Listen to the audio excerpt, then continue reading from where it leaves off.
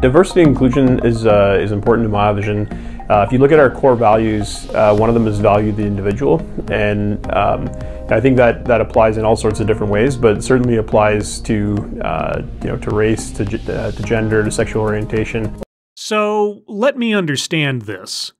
Your core values involve valuing the individual, and that applies to race, gender, and sexual orientation.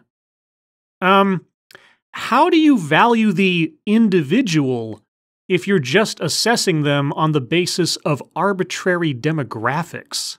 When you bring in more perspective, when you bring in diversity in thought, you get better products, you get more collaboration, and that's where we want to take our culture as well, and we want to take our products. We want to have those different inputs and thought process, and that's why we want to celebrate diversity at MyVision. Okay, well, diversity of thought is, more or less, edging into the realm of meritocracy. Better ideas and better collaborative thinking helps everyone. So, do tell, how does one's skin color, genitals, and sexual preferences determine a quality of thinking?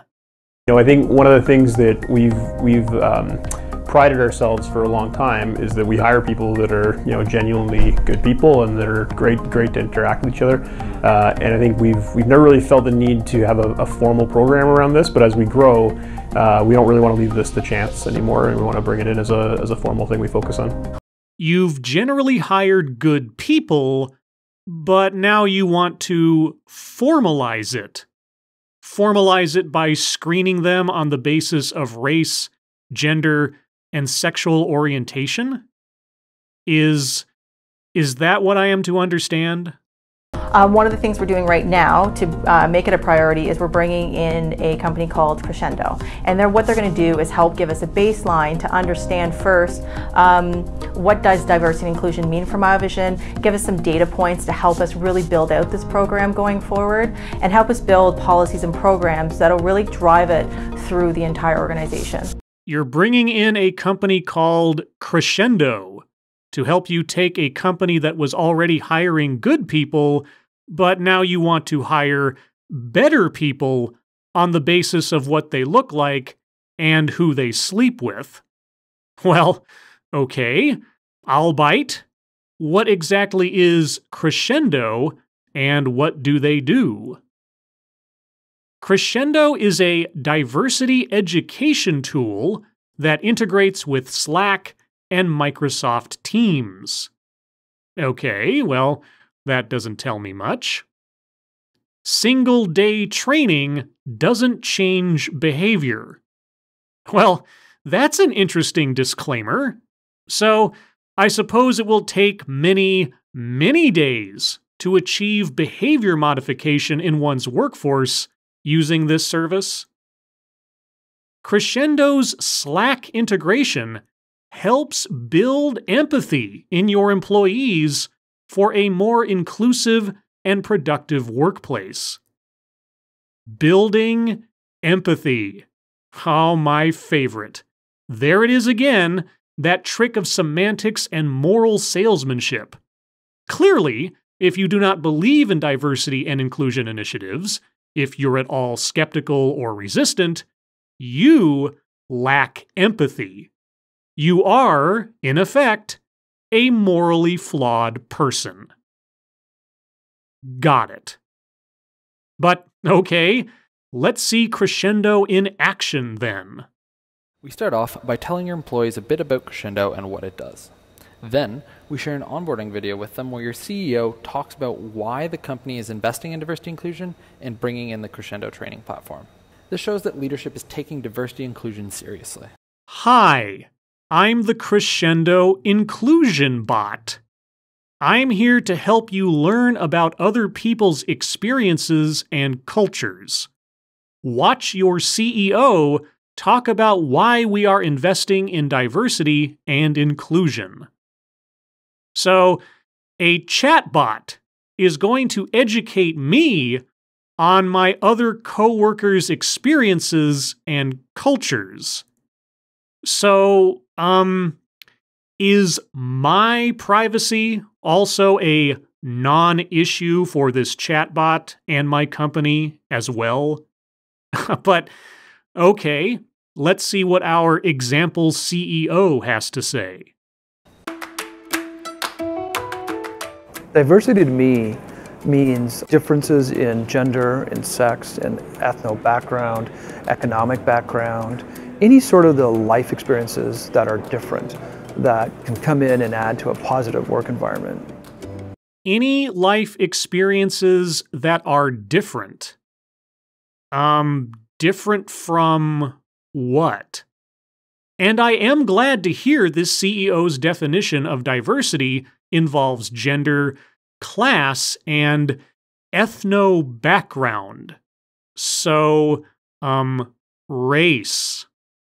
So, are these the filters by which Zoom.ai selects its employees and makes promotional decisions? I find that inclusive workspaces are successful companies because you have a whole range of opinions and solutions to problems, unlike homogeneous work environments where you only have one solution to a problem. Ah, I see. So, gender, class, and ethno-background are determinative of thought processes. If everyone looks similar, then they all behave the same and think the same. Got it. So at Zoom, we're creating an inclusive and diverse workforce by looking at our practices, hiring practices, looking at our value system, looking at how we even message amongst ourselves. And we're also looking at how we celebrate holidays and so forth. And we've gone out and talked to others in the industry to get best practices so that we can become the best work environment. The best work environment where everyone can be certain that they were hired and placed within the company on the basis of their merits, and not on the color of their skin, the shape of their genitals, or the size of their bank account at the time. Got it. What's exciting about Crescendo within Zoom.ai is that we're always looking to better ourselves. We don't feel like we fixed the issue of diversity or inclusion. And so if we can find tools that can help us become better, it'll help us become more successful. Yeah, I'm still very curious to find out how a chatbot and a couple of YouTube videos equates to a service that will usher in a new corporate utopia. Other companies should invest in building an inclusive workspace because there's been lots of studies to show that those companies that are diverse and inclusive do a lot better out in the marketplace and are much more successful. Well, in this instance, I don't really care about studies so much as I am wondering if Crescendo can clearly draw a line between the use of their product and a causal improvement in a company's fortunes. Otherwise, why would anybody pay for this? And really, it's the right thing to do. And really, it's the right thing to do. Well, there's that moral imperative again. But anyway, let's go back to the product demo. Next, we ask employees a few questions about their identity, their preferred pronouns, if they're a person of color, their age, and if they identify as LGBTQ. So, after watching a YouTube video wherein your CEO explains to you the moral goodness of diversity and inclusion, a chatbot then asks you questions that are very relevant to your ability to work.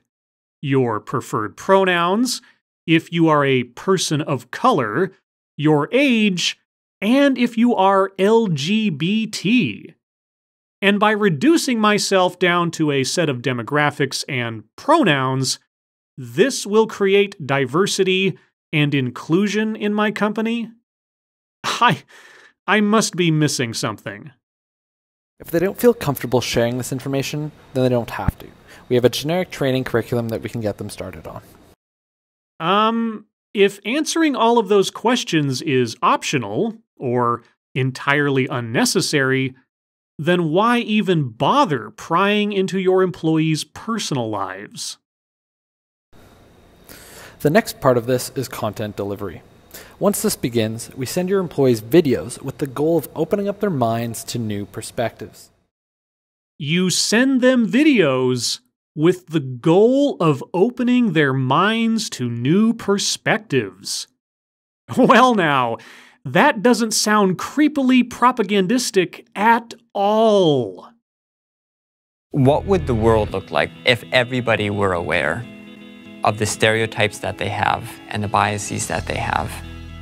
When we talk about unconscious bias, we're basically saying our worldview can actually exert an influence beyond our conscious awareness, and it creates ambiguity. Wow, that all sounds very metaphysical. You go to an engineer who's built something extremely innovative, and you say, who do you think your user is? This is where I have the most fun. My name is TV Raman, and I led our work on Android accessibility for 3 years. Write down everything that you think you know about your user with respect to abilities, inabilities, special abilities, disabilities. Almost every assumption that you write down on that whiteboard about this is the user I think I'm building for is questionable, because our various unconscious biases define the boundaries you're unwilling to expand. Huh. Well, that is an interesting notion. So, for example, let's say I wanted to make an app that was open to everyone, and then someone swooped in to place a hard stop limitation on my user base. I wonder if that would qualify as an unconscious bias that created a boundary that they were unwilling to expand.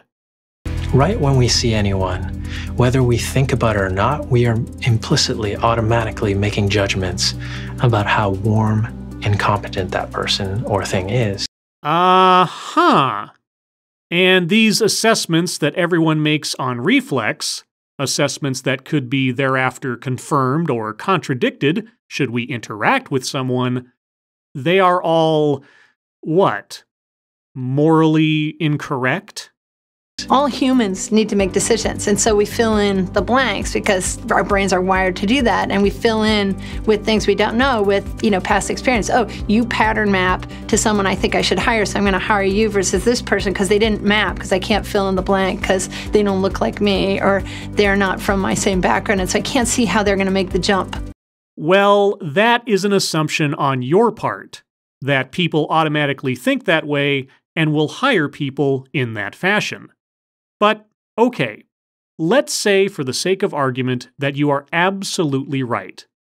So, the solution to biased pattern mapping in hiring, wherein one hires people similar to them, is to replace that with a different pattern mapping where you're still choosing people on the basis of arbitrary characteristics rather than merit.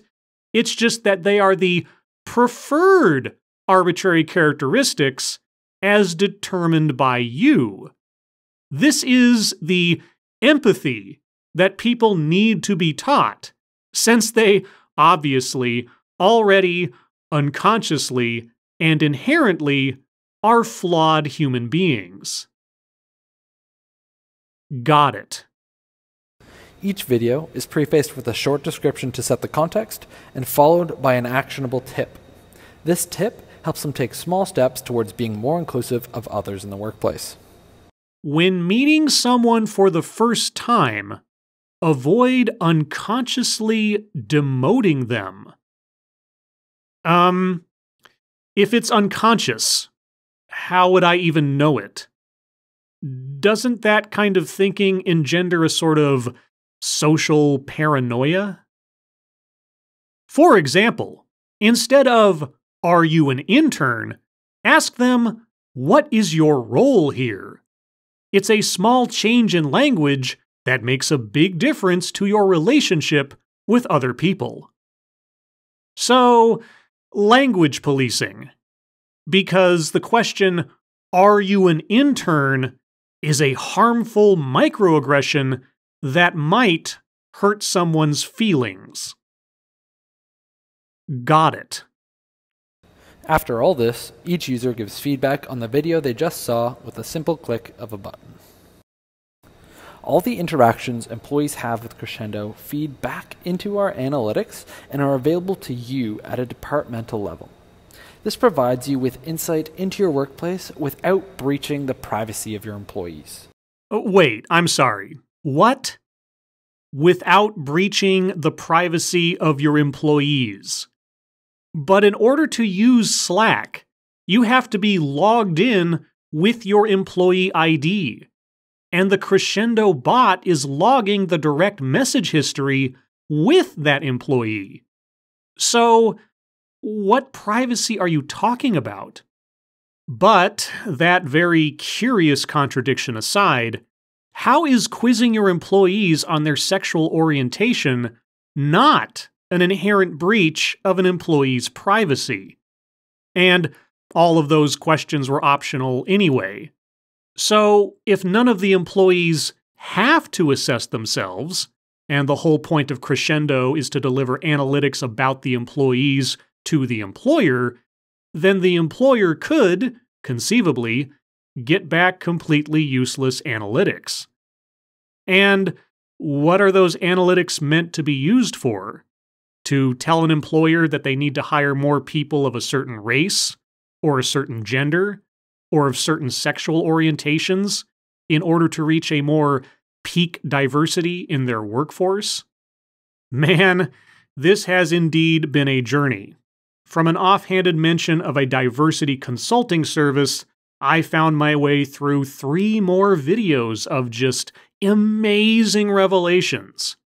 Now, I have done a lot of videos on corporate diversity initiatives, but I gotta tell you, this is the very first time I have ever seen a chatbot diversity survey service where employees are, by design, fed a steady dose of correct thinking videos and survey questions about their personal lives and tips on how to speak correctly to others in order to learn how to be empathetic. But this is just the standard now, and it will keep growing. I am still at a loss as to how any of these programs don't run headlong into equal employment and other civil rights laws. I can only hope that this kind of actual form of systemic discrimination is put to the test by a matter of law, and soon. Otherwise, I can only imagine how far this will go until someone finally says, enough. As always, thank you for watching.